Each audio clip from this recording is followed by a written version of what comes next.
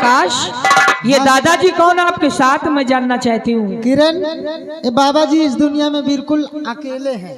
अकेले? और इन्हें दिखाई नहीं देता किरण। दिखाई नहीं देता? हाँ, ये जो बैठे हैं अंधे किरण देवी जी, बेसहारा बेचारे नयनहीन है कि इनकी आंखों से इनको दिखाता नहीं।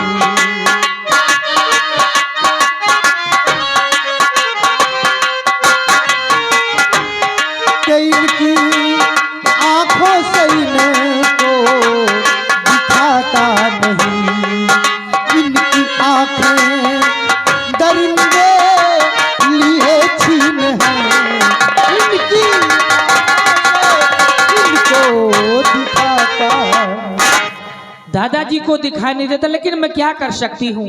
किरण, तुम बहुत कुछ कर सकती हो। जरा सोचो कि 12 साल से भगवान भोलेनाथ की पूजा करती चली आ रही है, और आज भगवान भोलेनाथ से यही विनती करो, यही अर्जी लगाओ कि बाबा जी की आंखों में रोशनी आ जाए। ठीक है। हाँ किरण। हे भोले बाबा, मैं 12 साल से आपकी तपस्या करती हूँ, आज तक मैंने कुछ नहीं मांगा, आज मांग रही हूँ।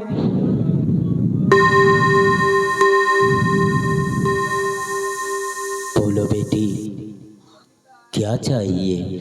बाबा, मैं 12 साल से आपकी तपस्या करती हूँ, आज तक मैंने आपसे कुछ नहीं मांगी, आज मांग रही हूँ कि दादाजी की आंखों में रोशनी आ जाए। वाह बेटी वाह, 12 वर्ष से पूजा अर्चना कर रही हो, अपने लिए कुछ नहीं मांगा, मांगा भी तो गैर के वास्ते। ठीक है बेटी, पूजा अर्चना से हम बहुत खुश हैं, जैसा चाहती हो वैसा ही होगा। ये जो थाली में फूल रखा है, इस फूल को बाबा की आंखों से स्पर्श करा दीजिए, बाबा की आंखों में रोशनी वापस आ जाएगी। ठीक है बाबा।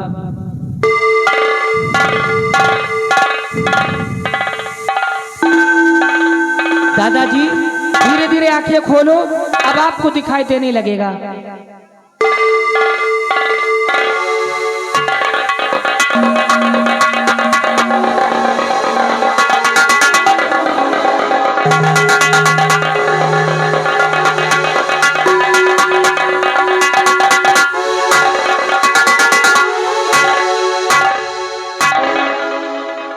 बाबा, आपको दिखाई देने लगा?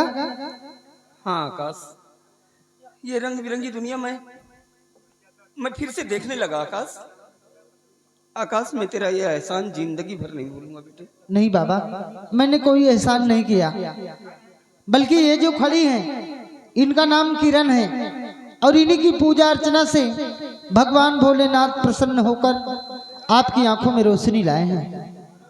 सदा सुखी रहो बेटी, दुनिया की तमाम खुशियां भगवान भोलेनाथ लाकर तेरी आंचल में डालते। अच्छा बेटे, अब मैं जा रहा हूँ। कहाँ जाओगे बाबा? कहाँ जाऊंगा बेटे, मैं नहीं जानता, अब तकदीर जहाँ ले जाए। बहरहाल अपना ख्याल रखना, भगवान ने चाहा तो हम फिर मिलेंगे। ठीक है बाबा जी, जाइए।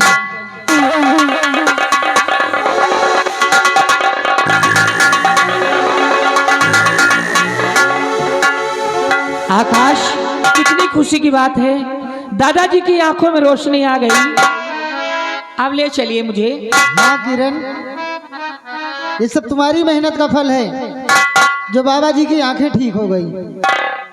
आओ चलते हैं। चलिए। तुम्हें अपना बनाने की कसम आई है, आई है, तुम्हें दिल में बसाने की कसम आई है।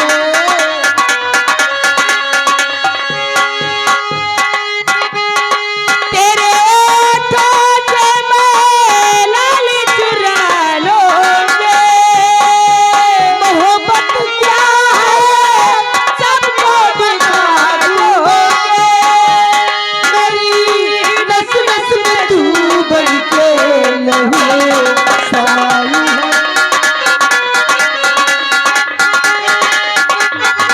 Hello hello hello.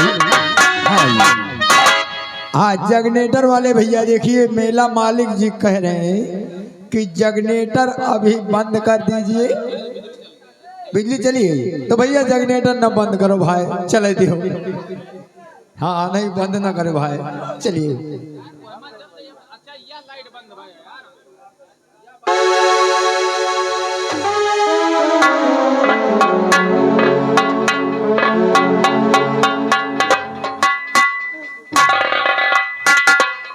अरे रूपा तुम्हारे हाथ कट गए, हमको बहुत अफसोस है। तो मेरे हाथ काट कर अफसोस कर रहा है। लेकिन तुम्हारा चेहरा बिल्कुल सुकुड़िया है। हराम जादे बेशरम कहीं का। बेटिया, इसका मुंह देख जैसे जेठ बैसाख का झुरान गुलर है। अरे सारिया मर्दा, एक हाथ नहीं ना। अरे इसके हाथ पैर से क्या मतलब है? शरीर देख कैसी लचकदार।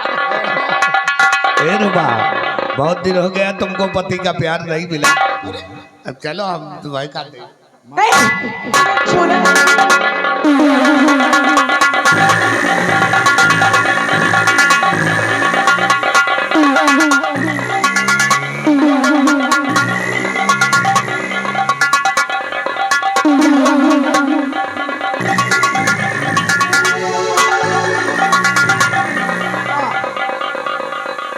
लाते से मार साले खौरा का दांत टूट जाए। नहीं छोड़ दो मुझे भगवान। आए हैं खाले बस लहा, आए हैं साले खौरा।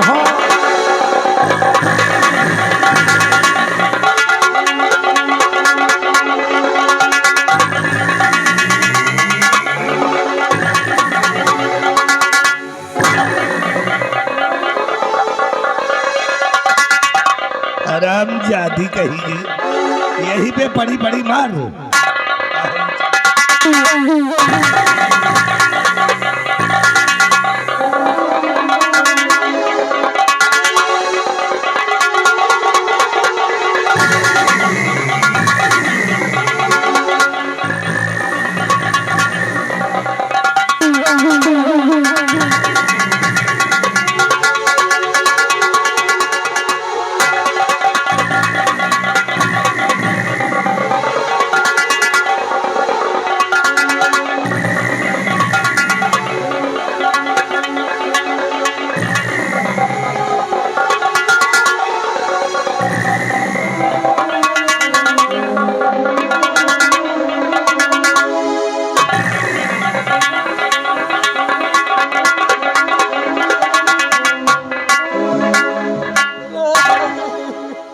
चुप हो जाओ, चुप हो जाओ, चुप हो जाओ। देखो हम आ गए ना। हे रूपा, मैं हमेशा कहा करता था ना कि भगवान के घर देर है अंधेर नहीं। हा?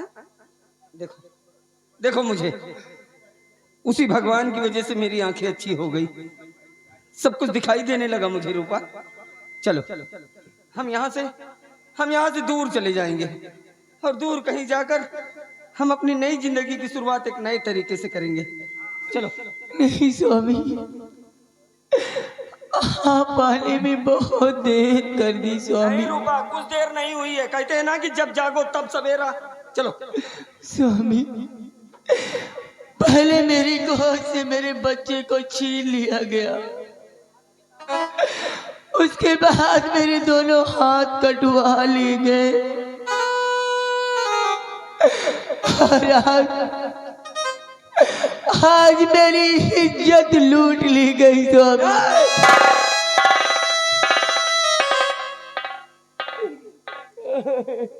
भूल जाओ, सब कुछ भूल जाओ, एक सपना समझकर सब भूल जाओ। रूपा, अरे हमारी नजर में तो तुम गंगा की तरह पवित्र हो। नहीं नहीं स्वामी नहीं,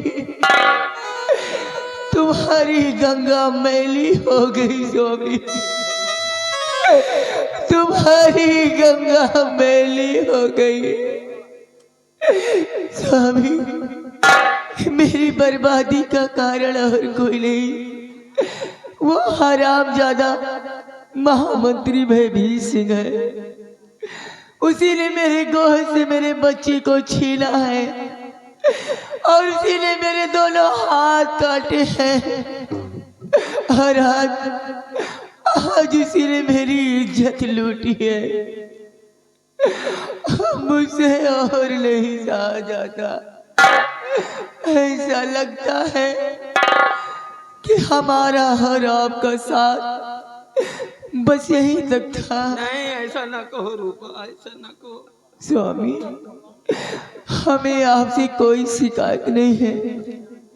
मैं तो भगवान से ये दुआ करती हूँ, अगर मेरा जन्म दोबारा इस पृथ्वी पे हो तो आप ही मेरे पति हो, आप ही मेरे पति हो।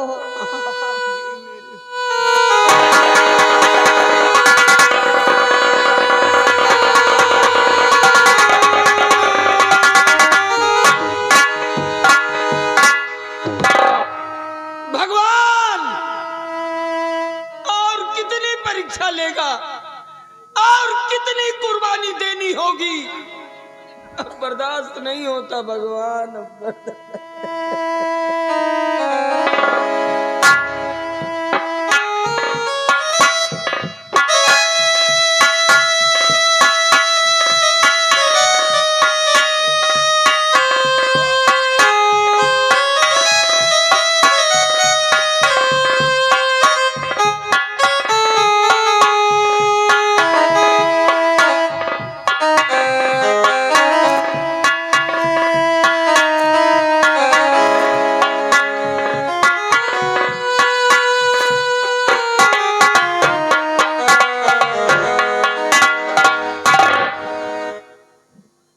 सब बर्बाद हो गया, लुट गया सब कुछ मेरा। अब आज इस सत्यजीत के पास अब खोने के लिए कुछ बचा नहीं है। अब तो दिल में यही आता है कि मैं भी जाकर कहीं अपनी जान दे दूं, खत्म कर लूं अपना नाम और निशान। लेकिन अगर मैं मर गया, अगर मैं मर गया तो मेरी रूपा का बलिदान व्यर्थ चला जाएगा। कौन दिलाएगा उसे इंसाफ? क्योंकि मरते मरते उसने बताया है कि उसकी बर्बादी का कारण कोई और नहीं, भयभीत सिंह है। नहीं रूपा, नहीं मरेंगे हम, नहीं मरेगा सत्यजीत। हम दिलाएंगे तुम्हें इंसाफ, ये तेरा पति दिलाएगा तुझे इंसाफ। रूपा, आज सत्यजीत तेरे सतीत्व की कसम खा के कहता है कि जब तक हम तुम्हें इंसाफ नहीं दिला देंगे तब तक अन्न जल ग्रहण नहीं करेंगे। और आज ज्यादा भयभीत आ रहा हूं तेरी मौत बनकर। अपनी रूपा को शांति दिलाने के लिए सत्यजीत आ रहा है।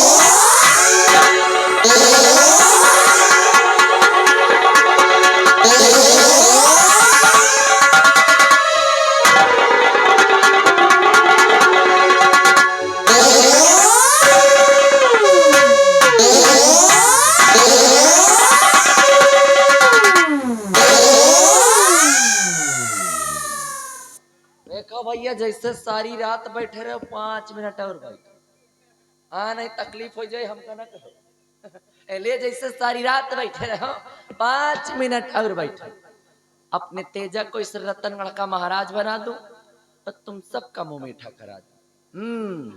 अब आवत रहे तो चार में लड्डू ले ली ना 5 किलो, सबका एक एक देव तो का 2 ठैया दे बुढ़ौना, मुंह फैलाए बैठे रहो ये तरह दोनों लड्डू तो का थमा दे, बैठ के खाओ पानी पियो घरे जाओ। और अगर किसी ने उठने की कोशिश की तो खबरदार याद रखिएगा, कलावती नाम है हमारा, रुतबा आज भी वही है, कलावती नाम है हमारा, और कलावती का दबदबा था और दबदबा है और दबदबा।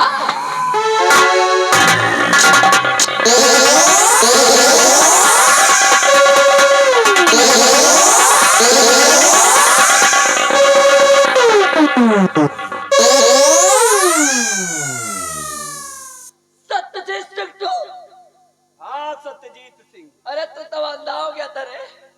अरे कहते हैं फानूस बन के जिसकी हिफाजत हवा करे, फानूस बन के जिसकी हिफाजत हवा करे, वो शम्मा क्या बुझे जिसे रोशन खुदा करे। पापनी कहते हैं पाप का घड़ा एक न एक दिन जरूर भरता है कि पाप का पापनी अब घड़ा भर गया।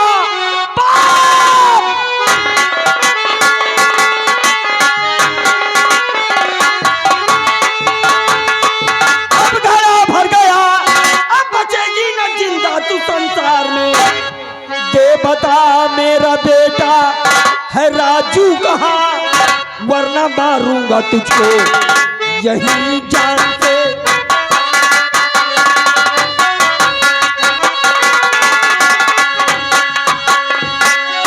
तो तेरा बेटा कहाँ, मुझको मालूम नहीं रे तेरा।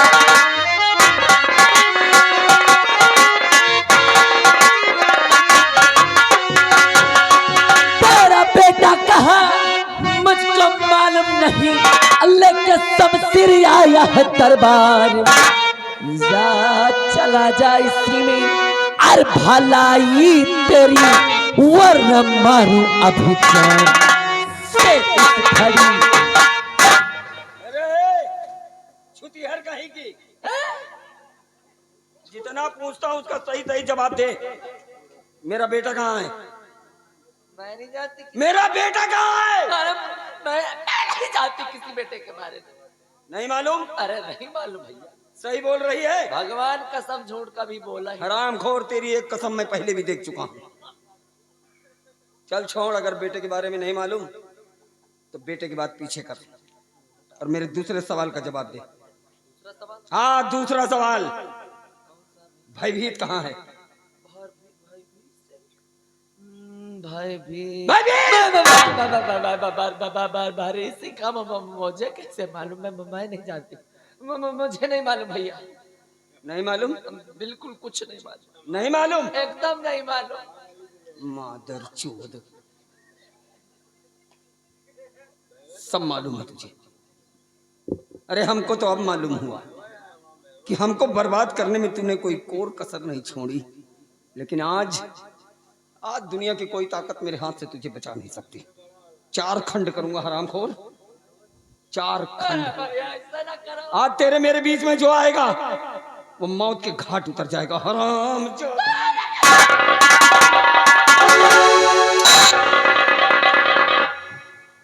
ये मैं क्या देख रहा हूँ? जिसकी मैंने आंखें ठीक कराई वही मेरी माँ का दुश्मन। तो मेरी माँ को अगर कुछ कहा सुन इधर, मेरी माँ को अगर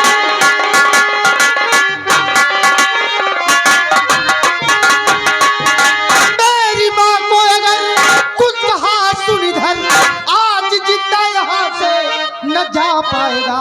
मारते गे दुदम कर दूं सर को कला, और सलहंता जमीन पर नजर आएगा।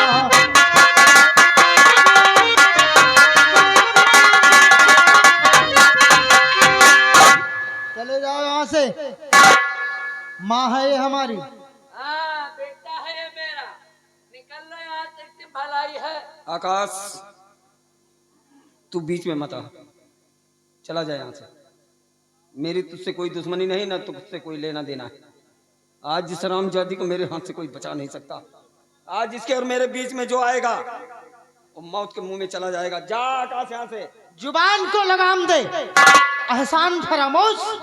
भूल गए उस एहसान को जब अंधा बनकर दर बदर की ठोकर खाता था। मैंने तेरी आंखों को ठीक कराया और आज तू मेरी माँ को ही मारने आया है। चले जाओ यहाँ से, चले जाओ, नहीं बोटी बोटी काटूंगा। आकाश, एहसान की बात बिल्कुल मत कर, एहसान की बात मत कर। वही एहसान है जो इतनी देर तक तू जिंदा खड़ा है, वरना अगर तेरी जगह कोई दूसरा आया होता तो अब तक 4 खंड में तब्दील हो गया होता। क्या कहता हूँ? अरे बेटा, मेरी तो समझ नहीं आता कि तू इसकी भाषण सुन क्यों रहा है। अरे उठा के सब सिर पेल दे इसके तोंद और निकाल ले इसकी तड़िया बाहर। जो होगा मैं देख लूंगी। वही खड़े रहना, माँ तू टेंशन मत ले, बेटा हूँ मैं तेरा। कर में मुझे तेरे ऊपर बेटा सब बाल। और जब तक मैं खड़ा हूँ ना, अब तब तक तेरा बाल भी बांका नहीं होने दूंगा।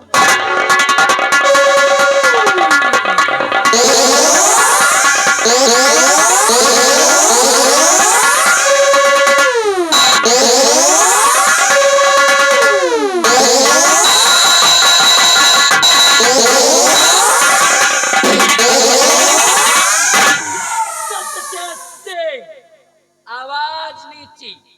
अगर अपने बेटे की जान की खैरियत चाहता है तो डाल दे शमशीर नीचे, अन्यथा एक गोली मारूंगी, एक गोली मारूंगी और इसकी खोपड़ी तरबूज की तरह आसमान में दिखाई दी।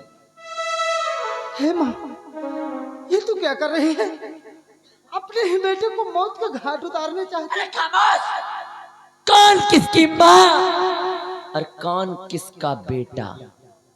कलावती नाम है हमारा और मैंने सिर्फ तुम्हारी परवरिश की, वो इसलिए कि एक दिन तुम मेरे काम आओगे और वो घड़ी आ गई है। इसलिए मुंह बंद करके चुपचाप खड़े हो जाओ, अन्यथा गोली आगे से मारूंगी और धुआं पीछे से निकलेगा। चल खड़ा हो, चल। ए महारानी, अभी तेरी कौन सी नई नौटंकी शुरू हो गई रे? हैं?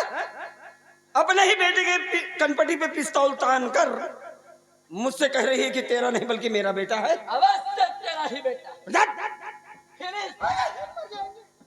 अच्छी तरह जानता हूं मैं, अरे मैं ही क्या, रतनगढ़ का बच्चा बच्चा जानता है कि आकाश तेरा बेटा है।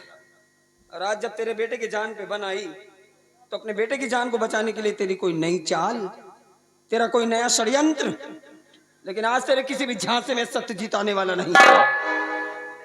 चल अच्छा, थोड़ी देर के लिए मैं मान भी लूं कि तू सही कह रही है कि आकाश तेरा नहीं बल्कि मेरा बेटा है, तो क्या सबूत है तेरे पास? तो तुझे सबूत चाहिए सत्यजीत सिंह, मैं दूंगी तुझे सबूत। याद कर उस दिन, अरे याद कर उस दिन को कि कभी अपनी बीबी और बच्चे को लेकर गया था दुर्गे माँ के मंदिर और वहीं पर अपने बेटे के हाथ में तूने बनवाया था दुर्गे माँ की तस्वीर। बोल याद है? याद है या एक गोली मारो?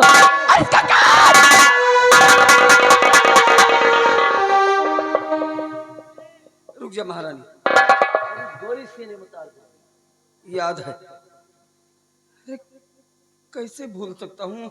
ऐसा लगता है कि जैसे अभी कल की बात हो। गया था अपनी पत्नी और अपने बेटे को लेकर दुर्गे माँ के मंदिर पर, और उसी मंदिर पर गोदने वाले को बुलाकर अपने बेटे के दाहिने हाथ पर मैंने दुर्गा मैया की तस्वीर बनवाई थी महारानी। याद है? याद आया? बहुत अच्छे, वेरी गुड। इसीलिए ये कलावती कहती है कि विरोधी के कनपटी पे कट्टा तना रहेगा। दबदबा था, दबदबा है, दबदबा। सत्यजीत सिंह, ले दे किसके हाथों में? अरे देख किसके हाथों में? आज भी वो दुर्गे माँ की तस्वीर है नहीं।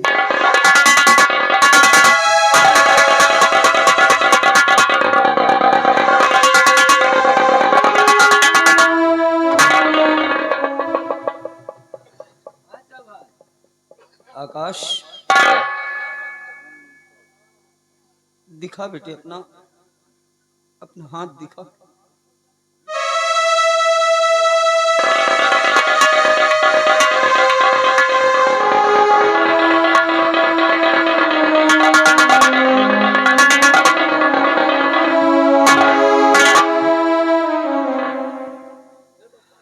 हाँ बेटे, यही सच है कि तू मेरा बेटा है, मेरा खून। ये अभागा सत्यजीत तेरा बाप है। हे भगवान, ये मैं क्या सुन रहा हूँ? आप मेरे पिताजी हैं। पिताजी, मुझे माफ कर दीजिए, मुझे माफ कर दीजिए।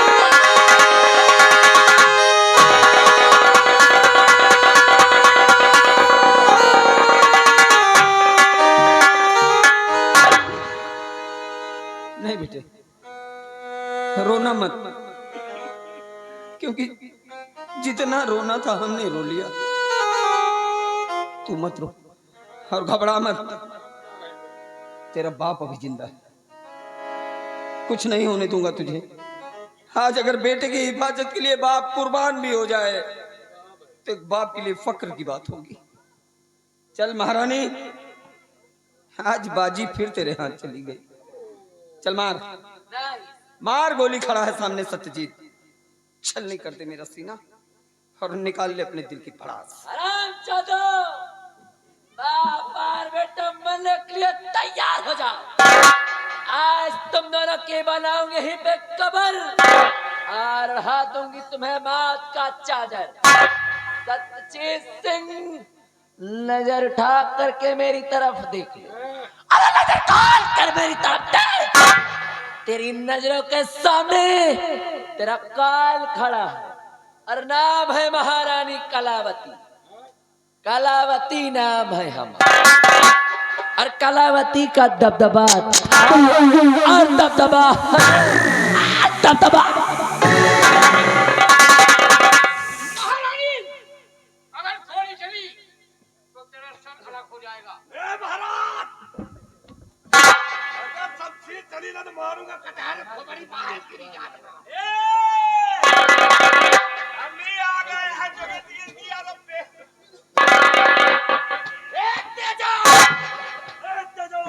अगर तेरी बंदूक चली तो भर नजर देख ले, इस वक्त तेरी बहन मेरी गिरफ्त में है। अगर बंदूक जमीन पर नहीं डाला ना तो ये कहीं बात।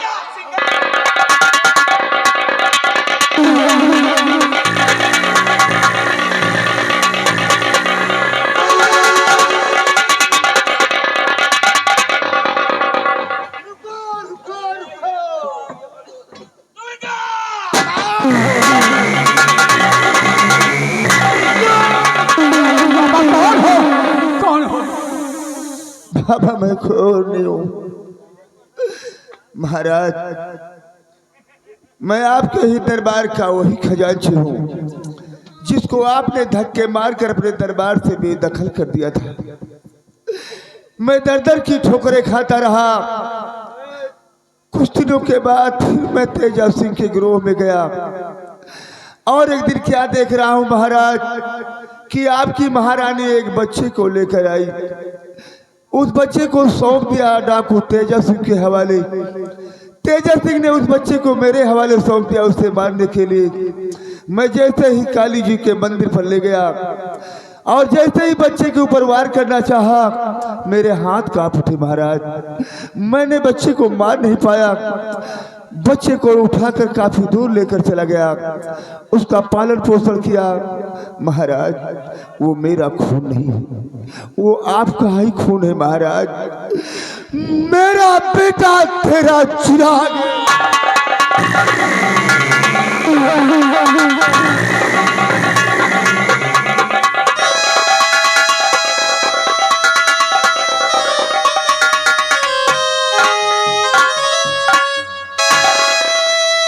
कि अरमान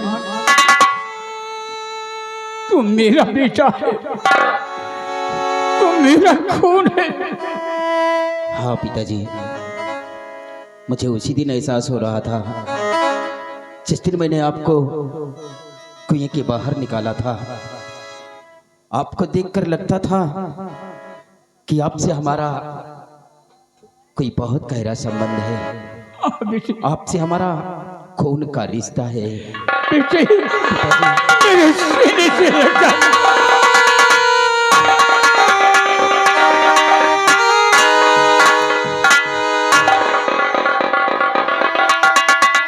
सत्यजीत। हाँ महाराज, मैं सत्यजीत, वही सत्यजीत, आपके चरणों का सेवक, आपका नमकख्वार और आपके गलत फैसले का नतीजा। महाराज कहते हैं समय अपने आप को दोहराता है। आज देखिए महाराज कैसे समय अपने आप को दोहरा रहा है। एक वो समय था और एक आज ये समय है। उस समय भी आप मौजूद थे, मैं मौजूद था, महारानी मौजूद थी, भयभीत मौजूद था। सबकी मौजूदगी में मेरे माथे पर कलंक लगाया गया कि मैंने महारानी की गोद से बच्चा छीना, मैंने महारानी जी को जान से मारने की धमकी दी, जिसकी एवज में मुझे अपनी दोनों आंखें गंवानी पड़ी। महाराज उस दिन तो मुझे इंसाफ नहीं मिला। खैर आज देखिए महाराज, आज वही समय हमको, आपको और इन दोनों को भी लाकर ऐसे मोड़ पर खड़ा कर दिया है। महाराज सब लोग मौजूद हैं। आज पूछिए महारानी जी से कि क्या वाकई में मैंने इनकी गोद से बच्चा छीना, क्या वाकई में मैंने इन्हें जान से मारने की धमकी दी। महाराज उस वक्त का लगा कलंक मेरे सर पे आज भी है, और जब तक ये कलंक मेरे सर पे रहेगा मैं चैन से मर भी नहीं पाऊंगा महाराज। और हाँ महाराज, उस दिन तो इंसाफ नहीं मिला, अब आज इंसाफ मिले तो मिले, नहीं आज खोपड़ी खराब है। सत्यजीत, आज तुम्हें इंसाफ मिलेगा। महाबली, महारानी को खोलकर मेरे पास लाओ। चलो महारानी, अब अपन दबदबा दिखाओ।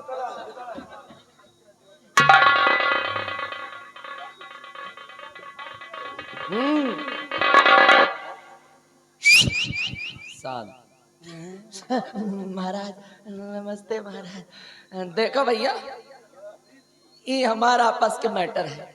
अगर तुम सब लड्डू के लिए बैठे हो तो तुम्हारा बोला फिर लेके आई भाई, लेकिन हमें एक काम करो, बढ़िया बिस्तर बटोरो, सब जने अपने घर निकल लो। हाँ, ये हमारा आपस का मैटर, हम आपस में समझ लेंगे, हम समझदार लोग के बीच में सलाह मत दो। महाराज मैं क्या कहता हूँ महाराज कि मान लो मुझसे गलती तो हो ही गई, और फिर गलती तो इंसान से ही होती है, और फिर इंसान तो गलतियों का पुतला है। नौजवानी में मान लो हमारो कदम बहाक के महाराज तो माफ करो, जौन गलती वलती भाई। और सुनो महाराज, जो भी गिला सिकवा हो महाराज, अंदर वाले कमरा में चलो, दो जने आपस में समझ लिया, कोई तीसरे का पता नहीं, थर्ड पर्सन नो एंट्री। हाँ चलिए, चलो महाराज आओ। कहाँ जाओ?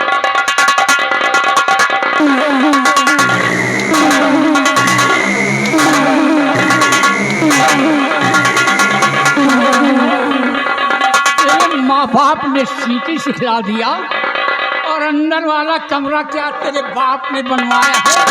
हाँ? क्यों रे हराम खोर?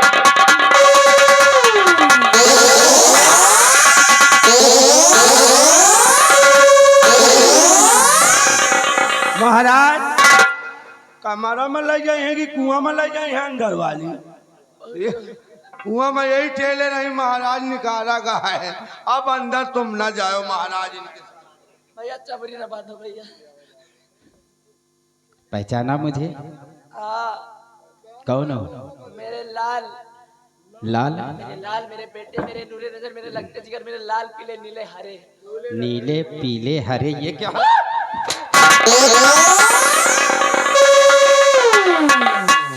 नीले पीले हरे क्या है? बेटा ये पंदरिया की तरह खीस मत काढ़े, दांत मुझे मत दिखाओ, नहीं मारूंगा ना तो बतीसी तुम्हारी अंदर हो जाएगी। कोशिश करूंगी। कोशिश करोगी? सीटी बजा रही है। सीटी कौन बजाती है जानती है? तो फिर क्या बता?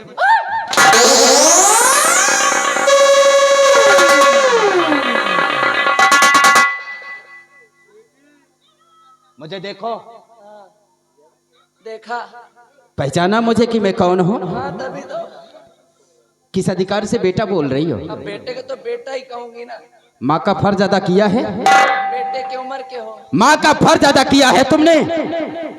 काश अगर अपने कोख से बच्चे को जन्म दिया होता तो यही करती जो मेरे साथ में किया है।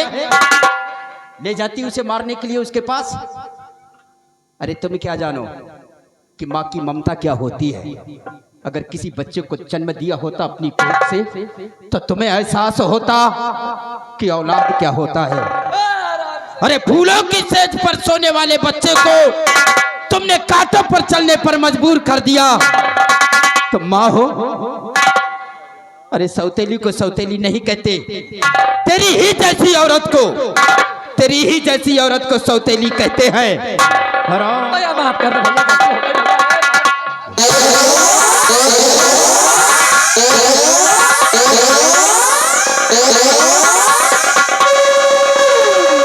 अरे कैसी औरत है, अपने सुहाग को मिटाना चाहती थी।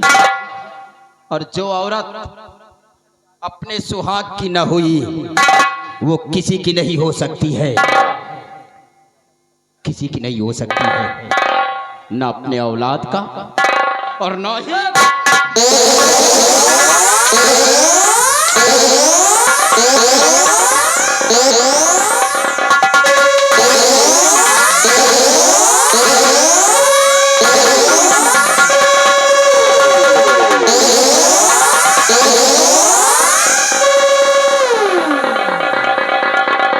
सत्यजीत सिंह यहाँ का कौन था?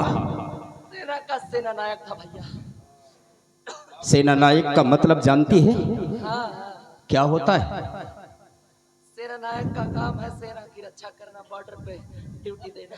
ड्यूटी देना है। सिर्फ ड्यूटी देना ही नहीं होता है, तुम लोगों की हिफाजत करता है। सर पे कफन बांधकर बॉर्डर पे हमेशा तैनात रहता है, अपने मुल्क अपने देश की रक्षा के लिए। और उसी की जिंदगी को तुमने बर्बाद करके रख दिया। क्या बिगाड़ा था सत्यजीत सिंह ने तुम्हारा जो कि उसके माथे पे इतना बड़ा कलंक का दाग लगा था?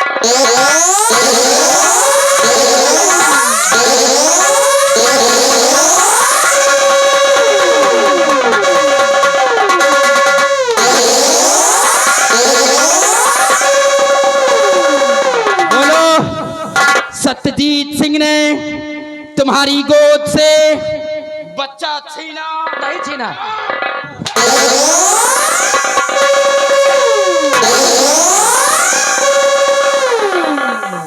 नहीं छीना भैया, नहीं छीना। मुझसे गलती हो गई भैया।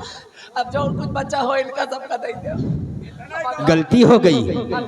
अरे मानता हूं कि इंसान गलतियों का पुतला होता है, लेकिन गलतियों की भी हद होती है। रुक जा बेटे अरमान, रुक जा। महारानी, आज तेरे बयान से मेरे माथे पर लगा हुआ कलंक हमेशा हमेशा के लिए धुल गया। आज इस दुनिया इस संसार में सत्यजीत हमेशा हमेशा के लिए निष्कलंक हो गया। हट, इसको लेकर आओ, इसको। भयभीत को लाओ। भयभीत, मैंने प्रतिज्ञा की है भयभीत कि जब तक मैं अपनी पत्नी को इंसाफ नहीं दिला दूंगा तब तक अन्न जल ग्रहण नहीं करूंगा। ले रूपा, ये तेरा पति सत्यजीत तुझे इंसाफ दिला रहा है।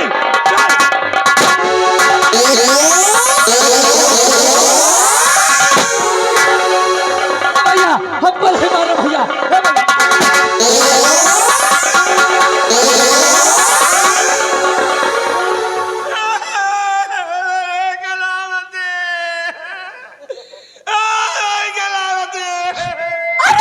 कलावती के चौथे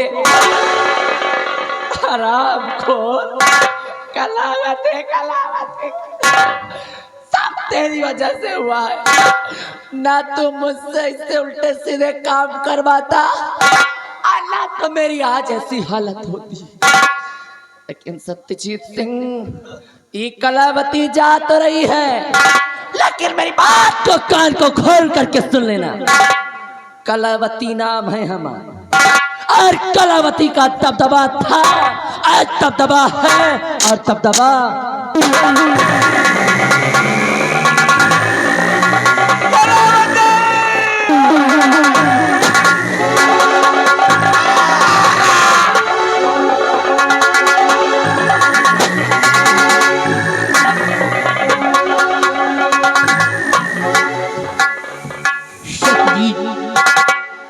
आज अपने सारे दुश्मन मारे गए और रतनगढ़ राज्य आजाद हो गया। आओ बेटे, तुम बच्चों का विवाह रचाते ही।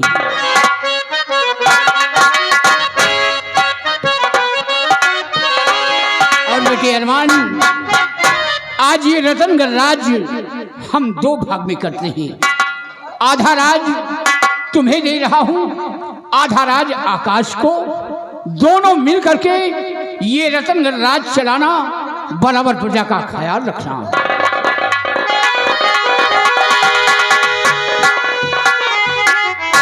देखा सुमन, जन्म तो हमारा राज्य महल में हुआ, क्यों नहीं स्वामी जी? लेकिन परवरिश हमारी जंगल में हुई। ये सब नसीब का खेल है। हमें अपनी जिंदगी को लकड़ियां काटकर ही व्यतीत करना था, इसलिए हमारी परवरिश जंगल में हुई है। लेकिन पिताजी ने इस राज्य में बंटवारा किया है। आधा राज्य आकाश को दिया है और आधा मुझे। लेकिन हम इस राज्य में बंटवारा नहीं करेंगे। हम दोनों भाई एक साथ सिंहासन पर बैठकर अपने इस रतनगढ़ की हुकूमत को चलाएंगे। आज हमारी इस रतनगढ़ के सारे दुश्मन मारे गए और ये हमारा रतनगढ़ पहले की तरह फिर से आजाद हो गया है। और तिरंगा सानी से लहरा